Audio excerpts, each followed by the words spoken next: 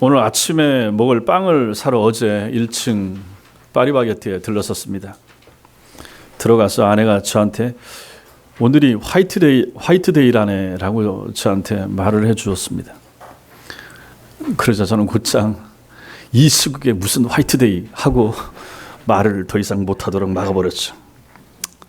더 이상 아내가 아무 말을 안 합니다. 그리고 먹을 빵만 몇 개 사가지고 나왔죠. 그만큼이나 착합니다. 그리고 교회 와서 교회 주보를 만들고 아내는 집으로 가고 저는 교회에 좀 더 있다가 밤에 들어가서 아내에게 화이트데이 선물을 주었습니다. 그 선물은 돈으로 주고 살 수 없는 선물이었습니다. 무엇이었겠습니까? 저 자신이었습니다.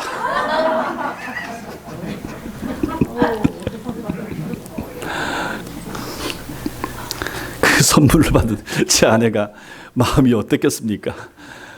이따가 한번 물어보십시오. 말을 지금 같은 때 많이 하지는 말고 간단하게 물어보십시오. 마음이 무겁고 어두운 시기에 좀 웃자고 이 말씀 드렸습니다.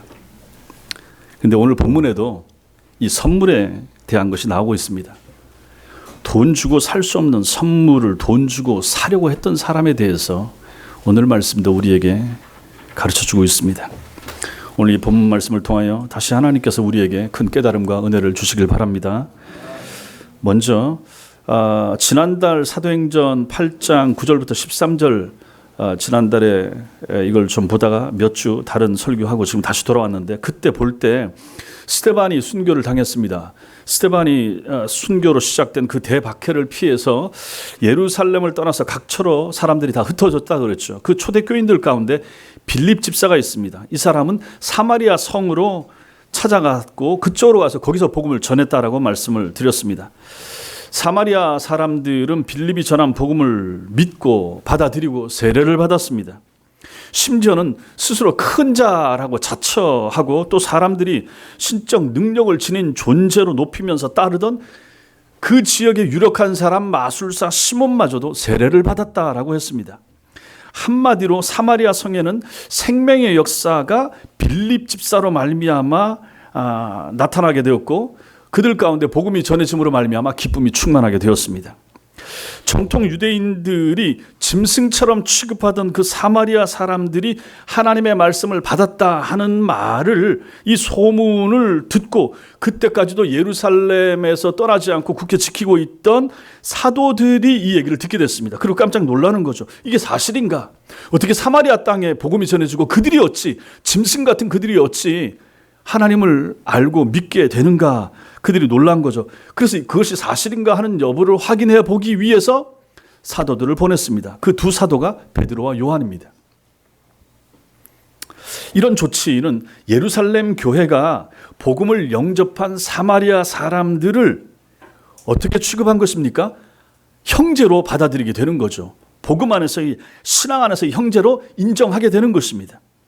유대인과 사마리아인 사이에 하나 되기 어려운 오래된 민족적인 지역적인 감정이 있었지만은 예루살렘 교회와 사도들은 복음을 받아들인 사마리아인들에 대한 모든 편견과 선입관의 벽을 허물고 예수 안에서 같은 형제와 자매로 이제 비로소 그들을 인정하게 되었다 하는 것입니다. 사마리아의 성에 도착한 두 사도는 소물이 사실인 것을 자신들의 눈으로 직접 확인했습니다. 그리고 그들은 사마리아 사람들이 예수님을 믿고 세례받은 사람들도 있었는데 그들이 성령은 받지는 못했다 하는 사실을 알게 됐습니다. 그래서 두 사도가 그들에게 안수하고 성령 받기를 기도했더니 정말로 성령이 그들 위에 임했던 것입니다. 바로 이런 태도가 여러분과 저 우리에게도 필요합니다. 예수 그리스도의 복음 진리를 받아들이는 하나님을 유일한 구원 진리로 받아들이고 믿는 사람, 이들은 누굽니까? 다 형제고 자매인 것입니다. 고향과 가문과 직업과 정치적인 성향이 다를지라도 참된 복음을 그가 믿고 받아들인다 그러면 그는 형제입니다. 그는 한 자매입니다. 그것은 오직 주님으로 말미암아 구원을 얻었고 한 하나님을 동일하게 아버지로 섬기고 있기 때문에 그런 것입니다. 여러분, 한 사람이 복음 진리를 믿는 거, 이거 사람의 의지로 불가능하다라고 우리는 알지 않습니까? 그렇기 때문에 그 사람이 예수를 믿는다. 그럼 그것은 하나님의 역사요, 성령의 감동이 저 사람에게도 임했다라고 우리는 인정해야 된다 하는 것입니다. 바르고 참된 복음 안에서 성도들은 모두가 한 형제고 자매라라고 하는 것을 우리는 이 말씀을 통해서 먼저 보게 되는 것입니다. 그런데 18절과 19절에서 우리는 어처구니 없는 일을 만나게 됩니다. 사도들이 사람들에게 안수할 때마다 성령님께서 함께 하시는 역사가 나타났는데, 정확히는 뭔지 모르겠습니다. 아마 방언이나 예언이나 이런 것 같은 외적인 현상이 그들 가운데 나타났을 것입니다. 이러한 광경을 그들 중에 있었던 마술사 시몬도 보게 된 것입니다. 그러자 시몬이 즉석에서 사도들에게 돈을 내밀면서 그 희한한 능력을 자기에게도 좀 팔아라라고 부탁하는 것입니다. 그래서 자신도 안수하면 누구에게든지 이런 성령을 받을 수 있도록 해주세요 하고 사도에게 이것을 부탁한 것입니다. 마술사 시몬은 성령의 능력과 영적인 일도 얼마든지 돈으로 사고 팔고 거래가 가능한 것으로 그가 오해했던 것입니다. 그래서 자신도 그런 능력을 돈으로 사서 사람들의 높임을 받고 돈도 좀 벌어보려고 하는 그러한 생각을 했던 것 같습니다. 마술이 무엇입니까? 마술은 사람을 교묘하게 속이는 기술입니다. 시몬은 뛰어난 마술사로서 그의 마술에 필요한 기술이나 기구, 도구라면 돈을 들여서라도 그 전에 사들였던 사람입니다. 필요하다고 하면. 그래서 성령님의 임재를 자기의 눈으로 직접 보게 되자 그는 즉시 그 권능을, 사도들을 통해서 나타나는 그 능력을 돈으로 사고 싶었던 것입니다. 하나님의 은혜가 임하는 결정적인 순간에 옛 성품, 옛 습관, 옛 사고방식이 고스란히 시몬에게서 드러난 것입니다. 그가 겉으로는 세례를 받고 빌립을 열심히 쫓는 그리스도인의 모습이었지만은 속으로는 여전히 옛 마술사의 심성을 그대로 지닌 불신자의 모습 그대로였다 하는 것입니다. 여기서 우리는 시몬의 믿음이 참 믿음이 아닌 거짓 믿음이었다 하는 것을 확인하게 되는 것입니다. 이 사람은 빌립 집사로부터 물세례도 받았고 주님을 영접하는 척도 했지만 사실 복음에는 큰 관심도 없었고 믿음도 없는 자였다 하는 것이 이렇게 드러나는 것입니다. 결국 그가 빌립에게 세례를 받은 것은 단지 빌립이 행하는 놀라운 성령의 역사에 흥미를 가졌기 때문이 아닌가, 이렇게 생각할 수가 있는 것입니다. 많은 사람들이 오늘날도 돈만 있으면 무엇이든지 할 수 있다, 이렇게 생각을 합니다. 돈으로 집도 사고 세상 권세도 사고 돈만 많으면 결혼도 잘하고 돈만 있으면 학위도 살 수가 있고 돈만 있으면 죄를 져도 능력 있는 변호사 구하면 감옥도 안 가도 된다, 이렇게 생각합니다. 또 실제로 그런 일들도 많이 일어나고 있고요. 그렇습니다. 세상에는 돈으로 가능한 일이 참으로 많습니다. 그러나 돈으로 할 수 없는 일들도 얼마나 우리는 자주 봅니까? 돈이 많다고 해서 사람의 용기를 돈 주고 살 수 있습니까? 못 사죠. 돈이 많다고 해서 진정한 사랑을 살 수 있습니까? 못 삽니다. 100억의 돈이 있어도 100년 넘게 살 수 있는 그런 건강 살 수 있습니까? 거의 불가능에 가깝습니다. 돈이 아무리 많아도 지옥에서 벗어나 천국에 이르는 구원의 은혜 살 수 있습니까? 못 삽니다. 또한 하늘의 신령한 은혜와 성령이 부어주시는 권능을 돈 주고 살 수 있습니까? 헌금 많이 한다고요 하나님께서 이것을 부어줍니까? 안 되잖아요. 그것을 얻는 길은 겸손히 회개하고 주님을 믿는 것밖에 없습니다. 그러니 그러한 하늘에 속한 은사들을 돈 주고 살라는 마음을 먹었던 이 사람 시몬은 얼마나 어리석은 사람인가, 얼마나 무지한 사람인가 하는 것입니다. 여러분, 교회가 극도로 타락했던 중세시대에 성직을 돈으로 매매하던 일을 본문에 이 시몬이라고 하는 사람의 이름을 따와서 사이먼이라 이렇게 부릅니다. 성직 매매입니다. 중세시대에 돈 주고 신부직을 샀거든요. 대접받고 높임 받으려고. 시몬이 돈 주고 하나님의 은혜와 권능을 사려고 한 일에 빗대서 그렇게 부른 것입니다. 사이먼이. 근데 오늘날 교회에서 만약에 장로나 권사나 안수 집사로 임직되기 위해서 돈을 내야만 된다, 돈을 내는 일이 있다, 그럼 이거 뭡니까? 이것도 사이먼이 아닙니까? 신학 박사나 목회학 박사를 공부의 결과가 아닌 돈의 힘으로 받았다, 그럼 이건 뭡니까? 이것도 사이먼입니다. 성직매매에 해당되는 거죠. 목사가 성찬을 집례하고 성례비를 받습니다. 자기 교인들의 결혼식과 장례식을 집례하고 나서 돈을 받습니다. 이거 뭡니까? 사이먼입니다. 성도들이 하나님 앞에 헌금 얼마 드리고 하나님 100배로 갚아주옵소서. 이 사고방식도 사이먼입니다. 하나님의 선물인 신령한 은혜와 은사를 돈과 결부시키는 것은 타락한 시대 부패한 교회의 전형적인 모습인 것입니다. 하나님의 은혜와 은사는 전적으로 하나님의 소관입니다. 자기를 사랑하는 자들을 위해서, 그리고 하나님의 교회의 성숙과 성장을 위해서 하나님이 부어주시는 것입니다. 결코 돈으로 계산이 불가능한 일이 바로 하나님의 선물이고 은사고 은혜인 것을 믿으시기 바랍니다. 이러한 시몬에 대하여 사도 베드로의 책망이 바로 20절과 21절 말씀입니다. 20절, 21절 우리 같이 읽겠습니다. 20절, 21절 시작. 베드로가 이르되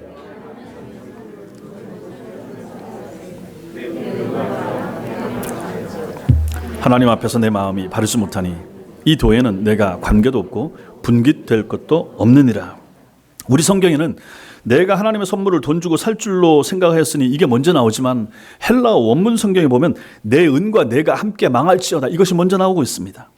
당시 이스라엘 나라에서 은이라고 하는 것은 돈과 같은 의미로 사용됐습니다. 그 당시에는 은과 금이 거의 비슷한 수준이었습니다. 그래서 여기 은이라고 말하면 이건 돈이라고 이해할 수 있습니다. 그럼 이 말이 뭡니까? 베드로가 시몬을 내 은과 함께 망할지어다 라고 책망한 것은 내 돈과 내가 함께 망할지어다, 이 말이나 같은 것입니다. 그리고 21절에 이 도에는 내가 관계도 없고 분깃될 것도 없다, 이 말은 하나님을 믿는다면서도 하나님보다 돈의 힘을 더 신뢰하고 의지하여 성령님의 임재마저도 돈으로 살라고 했으니 그가 어떻게 하나님과 바른 관계를 맺을 수 있겠는가? 그 사람이 하나님과 무슨 관계가 있는가? 그 말입니다. 또 사도들과 믿음의 형제가 될 수 있겠습니까? 돈을 중시하는 사람과 하나님을 먼저 생각하는 사람이 어찌 한 형제가 될 수 있겠습니까? 관계가 없는 거죠. 또 돈을 그렇게 중시하는 그에게 어떻게 주님이 부어주시는 축복이 그에게 임할 수 있겠습니까? 그리고 나아가서 하나님 나라의 분깃, 즉 영생이 어찌 그의 것이 되겠습니까? 말도 안 되는 거죠. 23절도 보십시오. 내가 보니 너는 악독이 가득하며 불의에 매인바 되었도다, 이렇게 책망합니다. 악독이 가득하며, 이것은 쓰디 쓴 쓸개를 향하여 라는 뜻입니다. 쓸개를 향하여, 이게 무슨 뜻입니까? 여러분, 가축이나 고기를 잡아서 요리할 때 먼저 사람들을 보니까 쓸개부터 떼더라고요. 만약에 잘못해서 손질하다가 쓸개를 터뜨리면 이거 고기 맛이 써집니다. 잘 못 먹습니다. 우리가 신앙생활 중에 죄를 범하고도 회개를 하지 않으면 우리 인생이 어떻게 됩니까?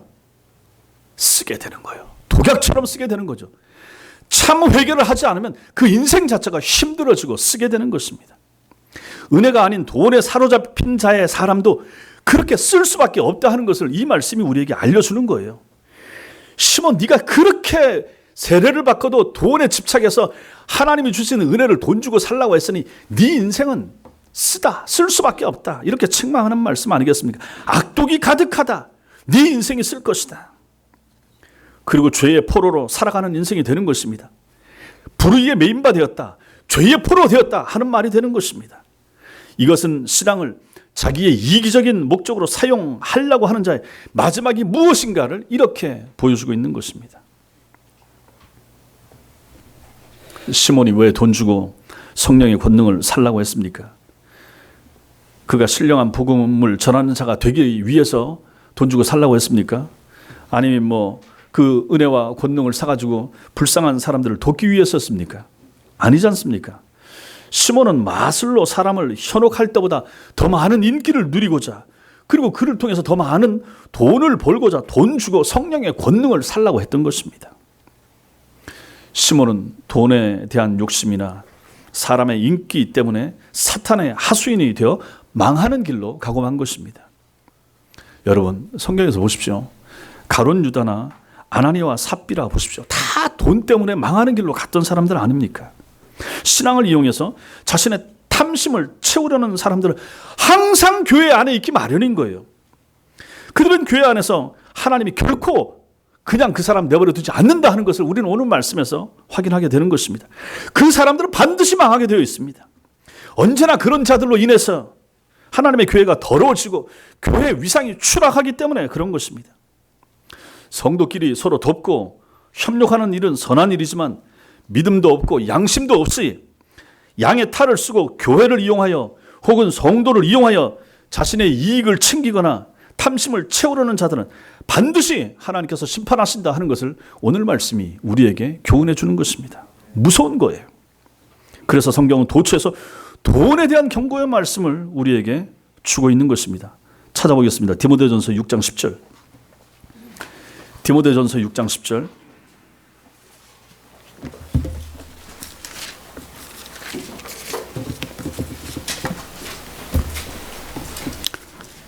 신약성경 341페이지 디모데전서 6장 10절.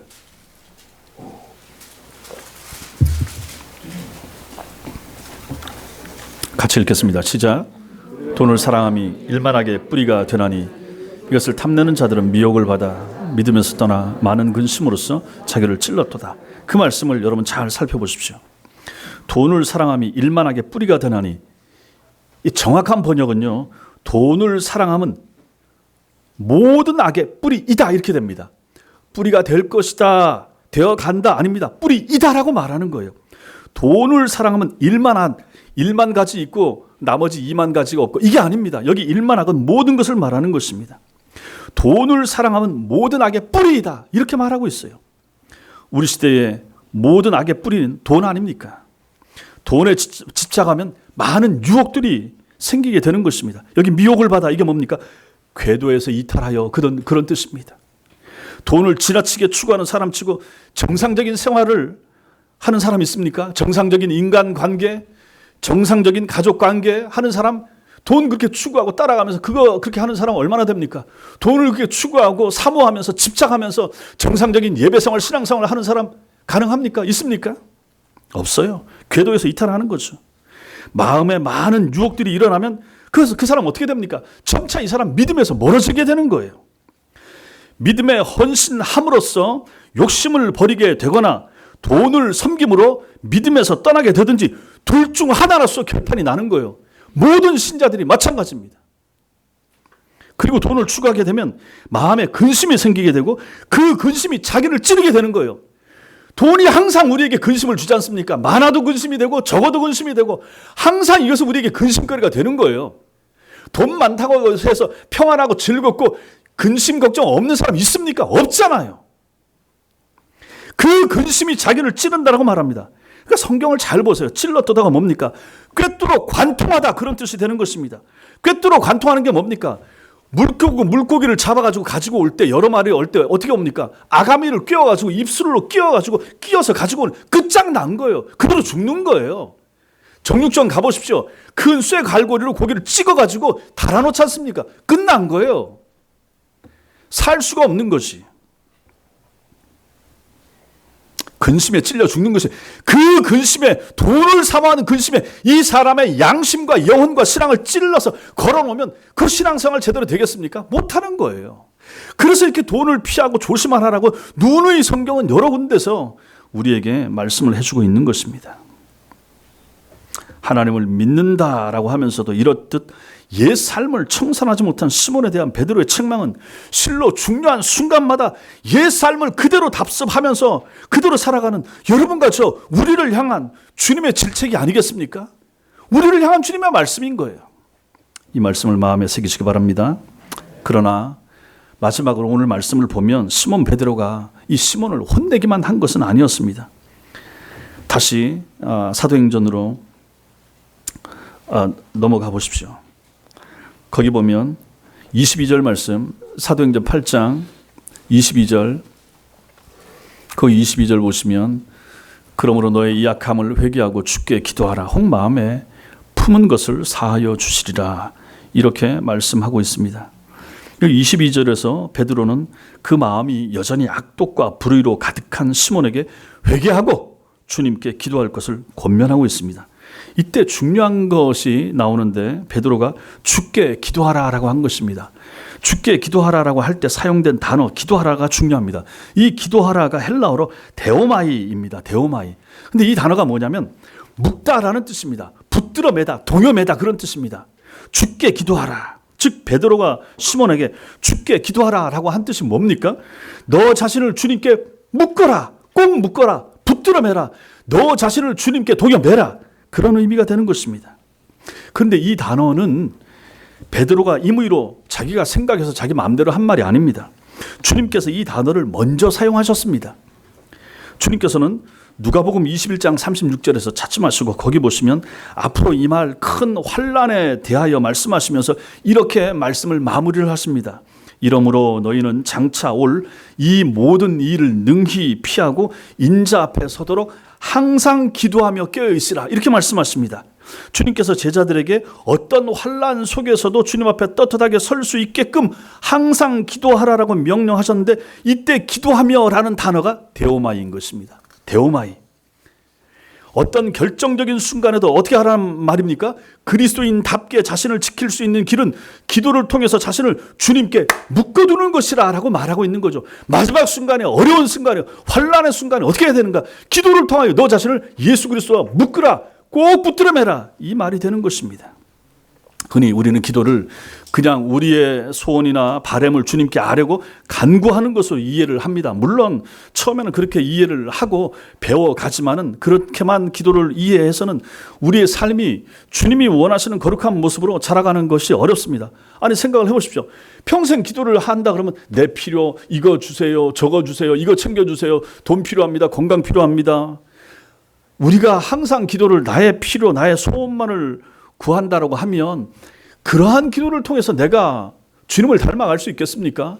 내가 거룩한 성도로 변해가는 것이 가능하겠습니까?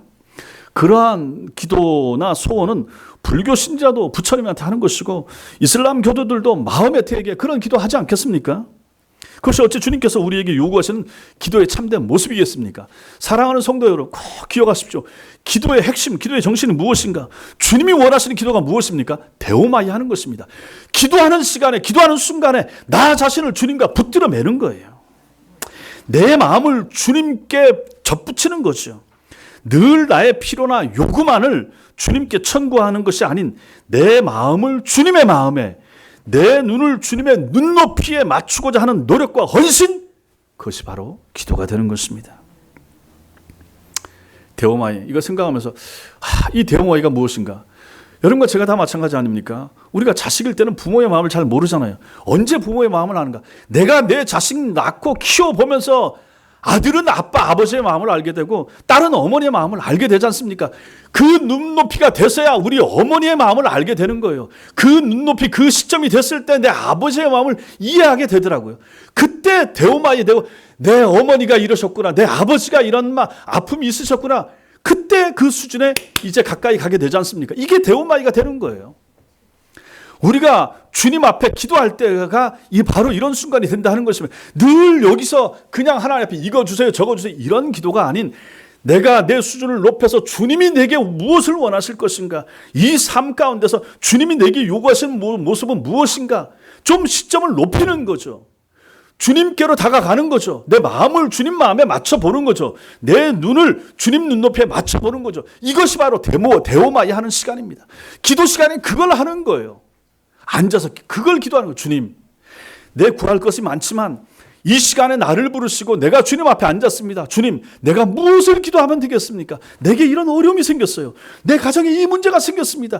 이 문제를 내게 허락하신 하나님의 뜻이 무엇입니까? 코로나19로 온 세상이 난립니다.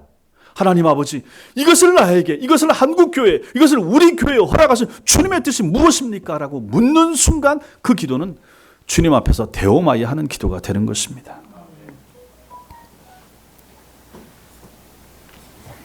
이러한 기도의 헌신이 모이고 쌓일 때 우리는 불신자의 눈높이를 벗어나서 결정적인 순간에도 그리스도인답게 처신할 수 있게 되는 것입니다. 얼마나 중요합니까?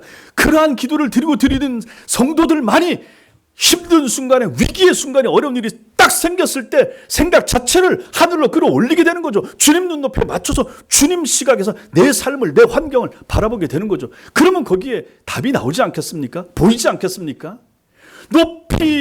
높은 곳에서 내 삶을 조망하게 되면, 주님의 눈높이로 보게 되면 거기에 답과 길이 보이지 않겠습니까?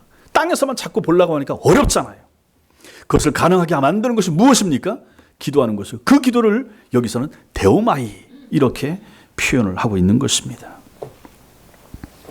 그러나 24절 보십시오. 24절 같이 읽겠습니다. 24절 시작. 시몬이 대답하여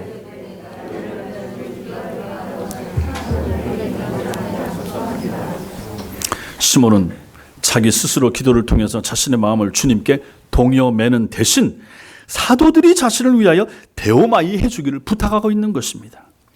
사도가 자신을 위해서 기도해 준다는 것은 귀한 일입니다. 그러나 사도가 기도한다고 해서 시몬의 마음이 저절로 주님께 동요매어지는 것은 아닌 거예요. 사도들이 시몬에게 자신을 주님께 동요매야 할 필요성을 일깨워 줄 수는 있지만은 그 실천 여부는 철저하게 시몬 자신에게 속한 일이었던 것입니다. 만약에 시몬이 베드로의 권면을 받아들여서 기도를 통하여 자신을 주님께 붙들어 매는 이 일을 시작했더라면 그의 삶은 변했을 것이고 완전히 새로워졌을 것입니다. 그러나 단지 사도들이 대신 기도해 주기를 바랐던 시몬, 회개했다는 기록이 없는 시몬에 대하여 성경은 더 이상 언급하고 있지 않습니다.